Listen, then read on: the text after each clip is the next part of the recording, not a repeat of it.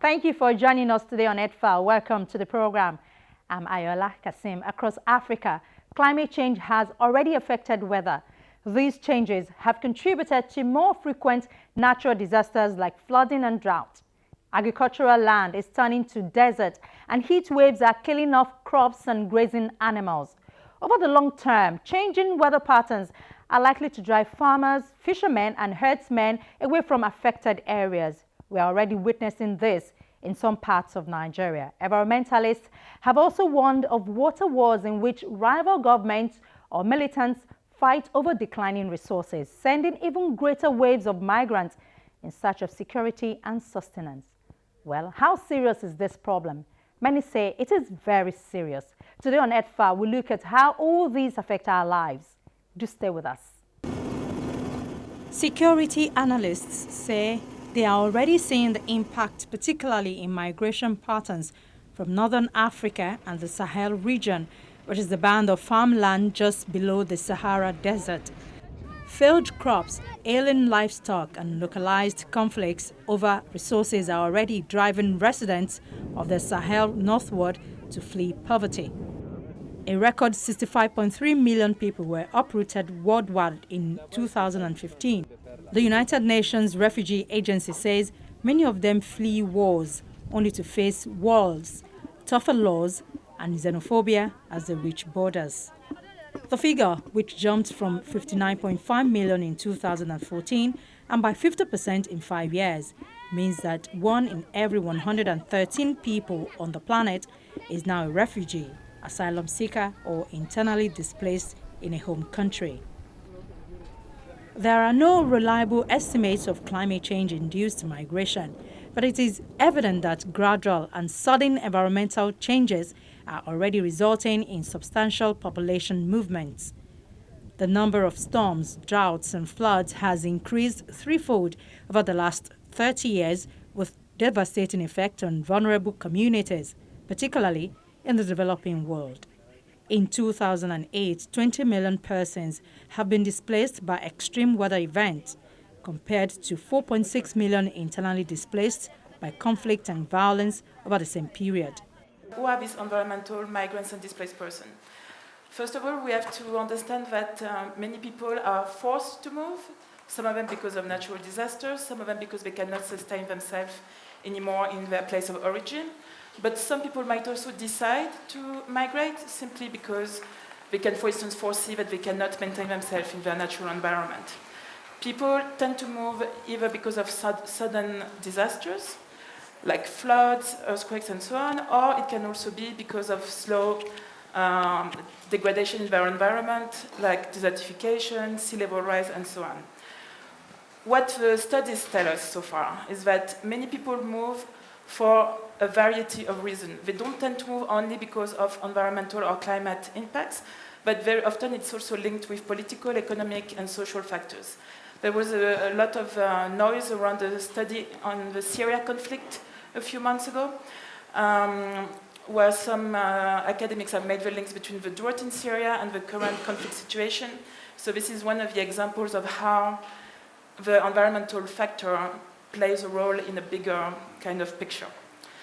Secondly, what we do know about these people is that most of them tend to move or be displaced within their own countries or within their region, not so much across international borders. So how many of them are they? This is a very difficult question to answer. We have some data from the Internal Displacement Monitoring Center that tells us that on average, 21.5 million people per year are displaced because of environmental disasters within their own countries.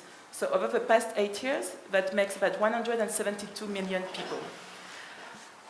And these are only people who are displaced within their own countries. They are not crossing any borders and only following a disaster. So we don't know how many people are moving because of slow events like degradation or sea level rise.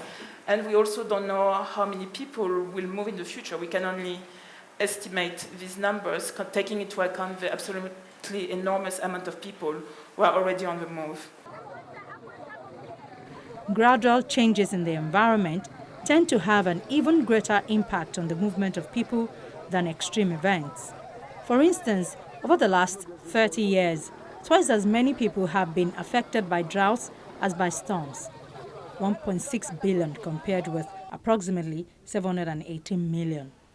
Future forecasts vary from 25 million to 1 billion environmental migrants by 2050, moving either within their countries or across borders on a permanent or temporary basis, with 200 million being the most widely cited estimate.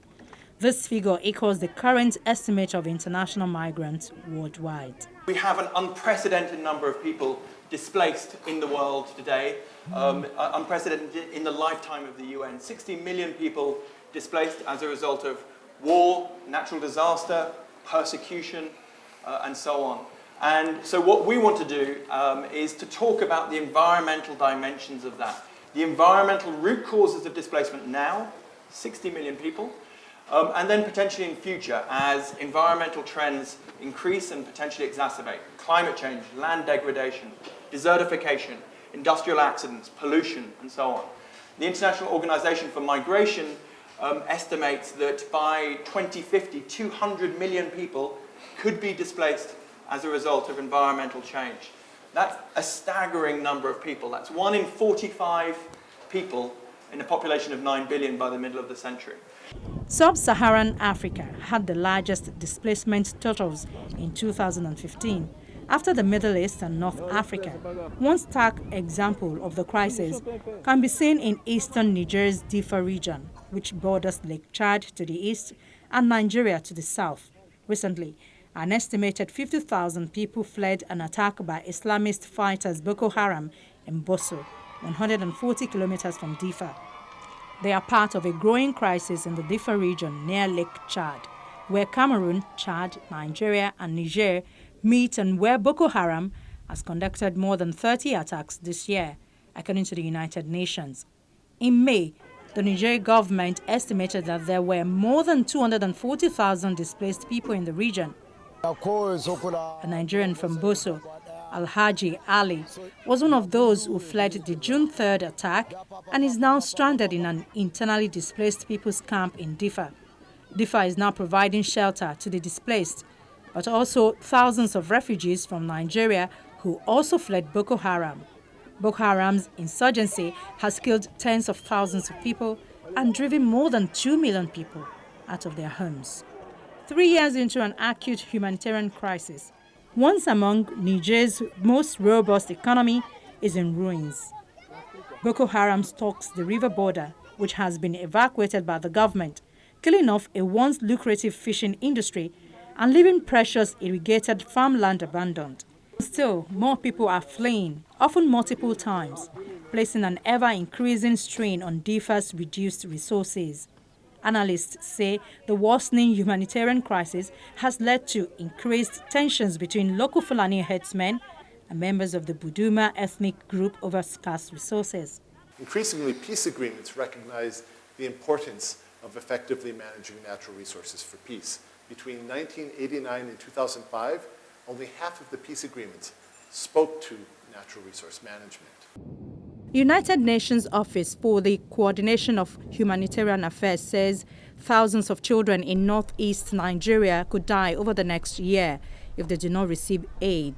Boko Haram violence has left more than 65,000 people living in famine in the northeastern Borno state, with 1 million others at risk, and more than half of children under 5 malnourished. Hunger and malnutrition is widespread among the displaced in Borno state, not just in remote, previously inaccessible areas. We are looking at a situation next year where 26 million people will be affected by the ongoing crisis. And 14 million of these will need international and national humanitarian assistance. And we are going to try to target from the international community in close coordination and support with the Nigerian government, 7 million people. That's a huge undertaking. There are currently 400,000 children which are on the verge to start to get into a famine condition. There are 75,000 out of these children, 1/5, that if we don't do something rapidly and seriously, they're going to die in the few months ahead of us. So it's really a very, very serious situation that we are working on and that we need to find ways. The Islamist militant group has killed about 15,000 people and displaced more than 2 million Nigerians in a 7-year insurgency aimed at creating a state adhering to Islamic laws. Armed conflict has multiple long and short-term impacts on development and on environmental and human well-being. The effects, even of internal conflicts, are felt at various levels within the immediate area of conflict and often in neighboring countries. Conflict destroys environmental, physical, human, and social capital, diminishing available opportunities for sustainable development. Its impact on human well-being, reducing quality of life, the capabilities of people to live the kind of lives they value, and the real choices they have. It is so decided. The Sustainable Development Goals, which replaced the Millennium Development Goals to much fanfare in 2015, are intended as a blueprint for development for the next 15 years and seek to integrate the environmental, social, and economic dimensions of sustainable development. If we're going to hit the Sustainable Development Goals, we really need to tackle these environmental impacts, because when you damage the environment in conflict, it sets you back years on the path to sustainable development. So for many countries, they're going to really struggle to hit the 2030 targets unless we do more to protect the environment throughout the conflict cycle. I think that if you look at the MDGs, you look at how we used to conceive of sustainable development, it was a three-legged stool: environmental, social, and economic, right? The SDGs have a fourth leg: peace. You cannot have sustainable development if you do not have peace. And this is revolutionary for the UN. Sustainable development means consideration of peace. And consideration of peace means sustainable development. So we are finally making that link. It's hard. Back in 1992, concern over the environmental damage wrought by the 1991 Gulf War had fueled international concern over the environmental legacy of conflict in a way not seen since the Vietnam War. During the Second United Nations Environment Assembly in June 2016, a resolution from Ukraine on the protection of the environment in areas affected by armed conflict was approved by consensus. The resolution is the most significant United Nations resolution of its kind since 1992. This new resolution reflects not only a deeper understanding of the environmental implications of armed conflict throughout the conflict cycle, but also growing international interest in finally tackling the weak state of legal protection for the environment and the inadequate systems of environmental response and recovery.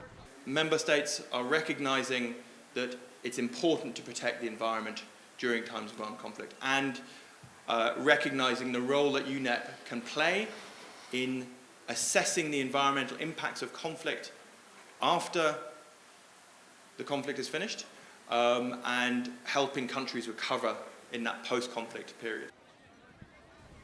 The resolution stresses the need to protect the environment in conflict and for its restoration following conflicts. It also emphasizes the need to raise awareness of wartime environmental damage, to challenge the notion of the environment as a silent victim of conflict.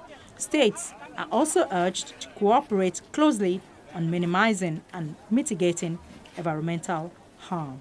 We have to think about displacement, whether from conflict or natural disasters, both in terms of time. Is it temporary or permanent? Is it forced or voluntary? Is it within the country or is it across borders? For each of these scenarios and situations, people will have different choices and legal frameworks and financial mechanisms that can support them. Oftentimes, there are very limited support mechanisms. We need to have a better understanding, really, of what it is that makes people move and how we can better help them adapt to the increasing risk, whether that is social risk or environmental risk. And also member states really need to come up with their own support mechanisms to help their people really cope. The United Nations Environment Assembly's resolution on conflict and the environment serves a number of purposes. The breadth of legal frameworks it covers reflects the prevailing discourse on strengthening and protection of the environment in relation to armed conflict reasonably well. The inclusion of key themes such as gender and displacement not only frames wartime environmental damage as a humanitarian issue, but will also serve to encourage greater consideration of how these dimensions should be integrated into policymaking and programs. The focus on compliance and implementation serves as a reminder that not only is the existing law protecting the environment weak, but it is often poorly implemented and suffers from a lack of case law and precedent.